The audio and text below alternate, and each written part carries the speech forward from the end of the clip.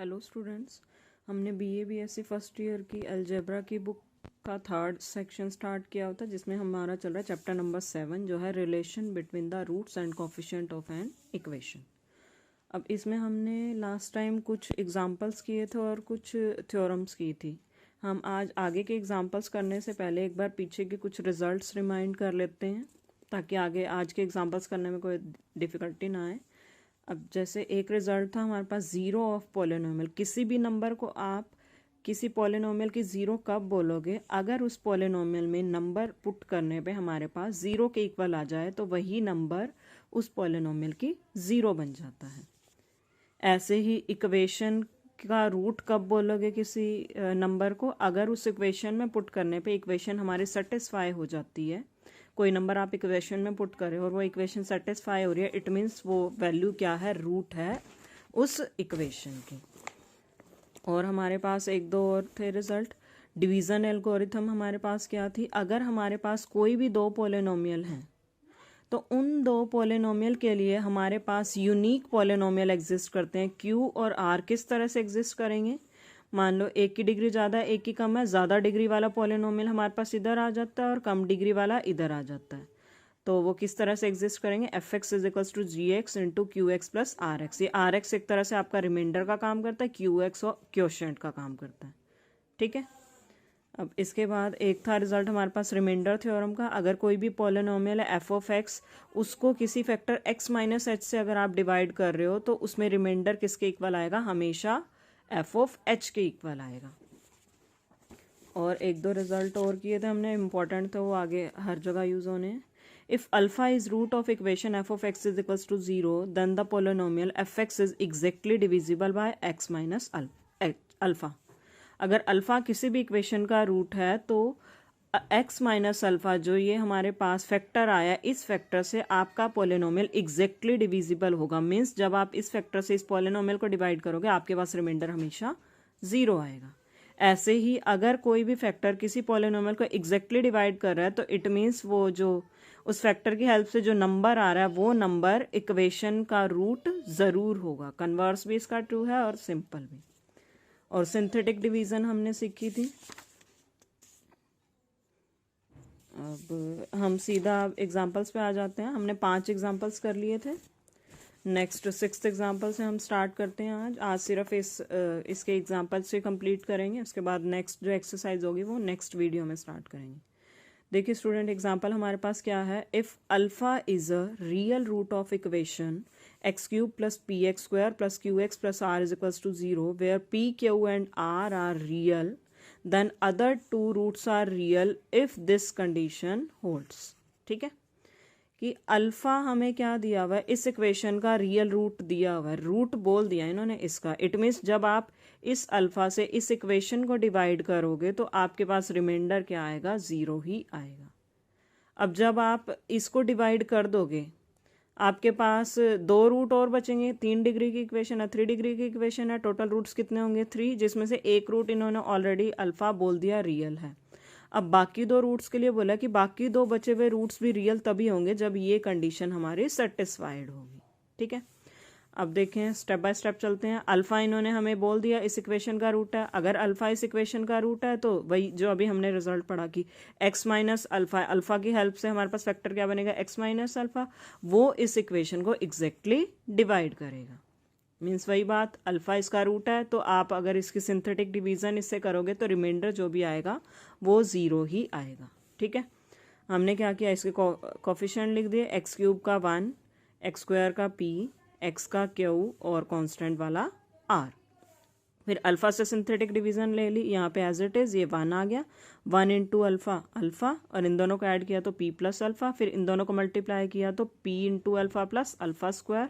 फिर ऐड किया तो Q plus P alpha plus alpha square. फिर इसको इससे मल्टीप्लाई किया, Q alpha plus P alpha square plus alpha cube. फिर इन दोनों को ऐड किया। ये फाइनली आपका जो भी आया ये रिमाइंडर आया। क्योंकि अल्फा इस इक्वेशन का रूट है तो ये रिमाइंडर किसके इक्वल जाएगा? 0 के इक्वल। ठीक है। अब जब आपने एक बार सिंथेटिक डिवीज़न कर दी 3 डिग्री की इक्वेशन की तो आपके पास जो इक्वेशन डिप्रेस होके आएगी वो कितने डिग्री की आएगी? 2 डिग्री की आएगी। और कैसे इसकी हेल्प से हम कोफिशिएंट की हेल्प से कैसे बनाते हैं इक्वेशन, जो फर्स्ट वाला कोफिशिएंट होता है वो हाईएस्ट डिग्री का जाता है। अब 2 डिग्री की इक्वेशन बची है तो ये एक्स स्क्वायर का कोफिशिएंट 1, ये किसका कोफिशिएंट बन जाएगा, एक्स का, और ये कांस्टेंट। ठीक है, अब हमें पता है जनरल इक्वेशन हमारे पास क्या होती है, a x square plus b x plus c is equals to 0। इसके रूट्स हम क्या बोलते हैं, किसके इक्वल होते हैं, x is equals to minus b plus minus root b square minus 4ac by 2a, generally जब आप रूट की बात करते हो। अब इन्होंने क्या बोला है, हमारी रिक्वायरमेंट किसकी है कि रूट्स रियल हमें चेक करने हैं कब होंगे। अब हमें पता अगर ये स्क्वायर रूट वाली टर्म नेगेटिव चली जाती है तो इमेजिनरी रूट आ जाते हैं, और अगर पॉजिटिव चली जाती है तो रियल रूट आ जाते हैं। तो इट मीन्स अगर यही वाली टर्म जिसको आप डिस्क्रिमिनेंट का नाम देते हो, अगर ये टर्म ये वैल्यू हमारे पास पॉजिटिव आ जाए तो हमारे पास रियल रूट आ जाएंगे। Means B square minus 4ac अगर ग्रेटर देन 0 चला जाए, ग्रेटर देन और equals to b square minus 4ac अगर ग्रेटर देन और इक्वल्स टू 0 चला जाए तो हमारे पास रियल रूट्स आ जाएंगे। कंपेयर करो यहाँ से, a किसके इक्वल है, 1 के इक्वल है, b किसके इक्वल है, p प्लस अल्फा के इक्वल, और c किसके इक्वल है, q plus p alpha plus alpha square. अब b square minus 4ac put करोगे, ये वैल्यू आ जाएगी, किसके इक्वल जाना चाहिए, ग्रेटर देन और इक्वल्स टू 0। ठीक है, अब इसका स्क्वायर ओपन कर दिया, अब जो टर्म्स कैंसिल होती है कैंसिल कर दी उनको, हमारे पास क्या बच जाएगा, ये क्या ये वही कंडीशन है जो इन्होंने हमें प्रूव करने के लिए कहा था। हाँ देखो बिल्कुल एग्जैक्टली सेम है, हमें प्रूव क्या करना था, यही करना था। क्लियर है। अब नेक्स्ट क्वेश्चन देखते हैं। नेक्स्ट हमारे पास क्या है, 7th एग्जाम्पल है, if a x cube plus b x plus c has a factor of the form this then show that this condition holds. अब सबसे पहले हमें क्या दिया हुआ है कि ये जो है वो इस इक्वेशन का फैक्टर है। अगर मेरे पास ये लैम्डा की पर्टिकुलर वैल्यू दी हुई होती तो यहाँ से मैं इसके रूट्स निकाल के सीधा सिंथेटिक डिवीजन कर देती। अब यहाँ लैम्डा की वैल्यू तो दी नहीं हुई तो मैं इसके रूट सिंपल नंबर की फॉर्म में तो निकाल नहीं सकते। इट मीन्स अब ये इसका फैक्टर दिया है तो मुझे इसको सिंपल डिवाइड ही करना पड़ेगा। और जब भी हमें किसी भी पॉलिनोमियल का कोई फैक्टर दिया होता है इट मीन्स वो जो फैक्टर है वो उस पॉलिनोमियल को एग्जैक्टली डिवाइड करेगा, और जो भी रिमाइंडर मेरे पास आएगा वो रिमाइंडर किसके इक्वल जाएगा, 0 के इक्वल जाएगा। वही फैक्टर थ्योरम थी ना हमारे पास ही। अब सिंपल डिवीजन हमें करनी आती है, दिखा देती हूँ एक बार। किससे डिवाइड करना है, x square plus lambda x plus 1 से किसको करना है, a x cube plus b x plus c को एक्स से मल्टीप्लाई करेंगे तो आ जाएगा ए एक्स से, बल्कि a x cube plus lambda a x plus lambda a x square plus a x. Subtract किया इससे ये कैंसल, हमारे पास क्या बचेगा, minus lambda a x square plus b minus a x plus c. एक बार और कर सकते हैं, क्या किससे करना पड़ेगा, माइनस लैम्डा ए से। क्या आ जाएगा, minus lambda a x square minus lambda square a x minus lambda a. जब सब्ट्रैक्ट करोगे ये प्लस ये प्लस ये प्लस ये कैंसिल हो जाएगा, क्या बच जाएगा हमारे पास रिमाइंडर, एक्स कॉमन लिया तो lambda square a plus b minus ए, और इधर से प्लस लैम्डा ए प्लस सी, ये आपका आ गया रिमाइंडर। अब इन्होंने हमें स्टार्टिंग में ही दे दिया कि ये इसका फैक्टर है। जब भी कोई पॉलिनोमियल किसी दूसरे का फैक्टर होता है तो इट मीन्स वो इसको एग्जैक्टली डिवाइड करता है, और जो भी रिमाइंडर आता है डिवाइड करने पे वो 0 के इक्वल ही आता है। हमारा रिमाइंडर ये आ गया। अब फैक्टर दिया तो इट मीन्स ये भी 0 के इक्वल जाएगा। अब ये क्या है, 1 डिग्री का पॉलिनोमियल है। 1 डिग्री का पॉलिनोमियल 0 के इक्वल जाने का क्या मीनिंग है कि 0 इंटू एक्स प्लस 0 के इक्वल, मीन्स इसके कॉरस्पॉन्डिंग कोफिशिएंट सारे के मतलब 0 के इक्वल जाने का मीन ये पूरा खत्म हो गया रिमाइंडर। इट मीन्स एक्स का कोफिशिएंट है वो भी आपका 0 के इक्वल चला जाएगा, और कांस्टेंट वाला भी 0 के इक्वल चला जाएगा। एक्स का कोफिशिएंट हमारे पास क्या आया, lambda square a plus b minus a is equals to 0, 0 के इक्वल रख दिया। और कांस्टेंट वाला क्या आया, lambda a plus c is equals to 0, 0 के इक्वल रख दिया हमने। ठीक है, अब इनकी हेल्प से जो भी हम सिंप्लीफाई कर सकते हैं वो निकाल लेते हैं। साथ में हमें सामने ये रखना है कि हमें प्रूव क्या करना है। दूसरे वाली इक्वेशन से लैम्डा की वैल्यू निकाल सकते हो, ये आ गई। अब लैम्डा की इक्वेशन पहले वाली इक्वेशन में जो आपने एक्स का कोफिशिएंट 0 के इक्वल रखा था वहाँ पुट कर दी, सिंप्लीफाई करके आपके पास ये आ जाएगा। प्रूव क्या करना था, यही करना था कि ये कंडीशन होल्ड करती है। हो गया हमारा प्रूव, ठीक है। अब नेक्स्ट क्वेश्चन देखते हैं। Find the remainder in the division of this by this. सबसे पहले हमने इतना ही पढ़ा, तो पहले हमारा काम क्या है, इसकी डिवीजन हम इससे कर देते हैं।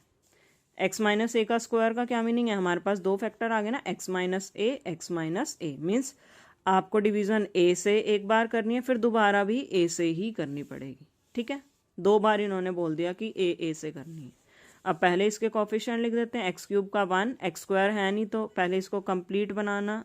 अपनी आदत ऐसे ही डालो कि पहले इसको कंप्लीट बनाओ उसके बाद लिखो, क्योंकि आप अभी बिगनर्स हो सिंथेटिक डिवीज़न के लिए, तो कई बार फ्लो में हम सीधा ये 3p लिख देते हैं। एक्स स्क्वायर का कोफिशिएंट माइंड में नहीं रहता कि नहीं लिखा हुआ, तो इसको पहले कंप्लीट बनाया करो। X cube plus 0x square plus 3px plus Q, ठीक है। एक्स क्यूब का कोफिशिएंट 1, एक्स स्क्वायर का 0, एक्स का 3p और कांस्टेंट वाला क्यू। किससे डिवाइड करना है, एक्स माइनस ए स्क्वायर से, मीन्स एक्स माइनस ए इंटू एक्स माइनस ए, मीन्स ए से करना है। ए से पहले ये एज इट इज़, फिर 1 इंटू ए ऐड किया तो ए इंटू ए स्क्वायर ऐड किया तो ए स्क्वायर प्लस 3p, फिर मल्टीप्लाई किया ए क्यूब प्लस 3pa, फिर ऐड किया तो ये आ गया, एक रिमाइंडर ये आ गया। अब फिर से एक बार और ए से करना है, इसी के आगे आप सिंथेटिक डिवीजन लेके जा सकते हो। ये as it is a into 1 a plus a 2a, फिर मल्टीप्लाई किया 2a स्क्वायर ऐड किया तो ये आ गया, ठीक है। इन्होंने क्या कहा था, फाइनल रिमाइंडर आपको निकालना है जब आप इसे इससे डिवाइड करोगे। अब जब भी आपके पास दो बार सेम उससे डिवीज़न करने के लिए आ जाए या अलग से डिवीज़न करने के लिए आ जाए, तो आपका ये नहीं है कि जो लास्ट में आया वो फाइनल रिमाइंडर होगा, वो नहीं होगा। आपके पास इसके लिए एक फॉर्मूला है। जब भी आपको टोटल रिमाइंडर निकालना हो, आपने एक या दो बार, 3 बार, जितनी बार मर्जी सिंथेटिक डिवीज़न की हो कॉन्टिन्यूटी में एक ही इक्वेशन की, तो आपका जो फॉर्मूला चलेगा फाइनल रिमाइंडर कैसे निकलेगा, first remainder plus first divisor into second remainder plus second divisor into third remainder and so on. अब हमारे पास तो टोटल 2 ही रिमाइंडर आए, तो हमारा यहीं तक चला जाएगा। फर्स्ट रिमाइंडर हमारे पास क्या आया, जो आपने फर्स्ट टाइम डिवाइड करके ये निकाले, आपका फर्स्ट रिमाइंडर हो गया। इसके बाद फर्स्ट डिवाइज़र, फर्स्ट टाइम आपने किससे डिवाइड किया, ए से किया ना, ए की हेल्प से हमारे पास रूट क्या है, एक्स, फैक्टर क्या है, एक्स माइनस ए, तो डिवाइज़र ये हो जाएगा। तो फर्स्ट रिमाइंडर हमारा r1 का नाम दिया r1 प्लस फर्स्ट डिवाइज़र हमारा x माइनस ए, और उसके बाद क्या है सेकंड रिमाइंडर ये निकाला हुआ। इसके बाद हम जा नहीं सकते क्योंकि हमने डिवीज़न ही 2 बार की हुई है, तो हमारा यहीं तक चल जाएगा, ठीक है। सारी वैल्यूज़ पुट कर दी, फर्स्ट वाले रिमाइंडर की भी और सेकंड वाले रिमाइंडर की भी। सिंप्लीफाई करोगे आपके पास यहाँ तक आ जाएगा। ये कैलकुलेशन है वो देख लेना आप, ठीक है। यहाँ तक हमारा हो गया। इन्होंने हमसे पूछा था ना, इससे डिवाइड करके जो भी आपका रिमाइंडर आएगा वो आप फाइंड आउट करो। अब आगे देखते हैं, आगे हमें क्या बोल रहा है, डिड्यूस दैट दिस इक्वेशन, यही सेम इक्वेशन लिखी हुई है, this equation has 2 equal roots if this holds.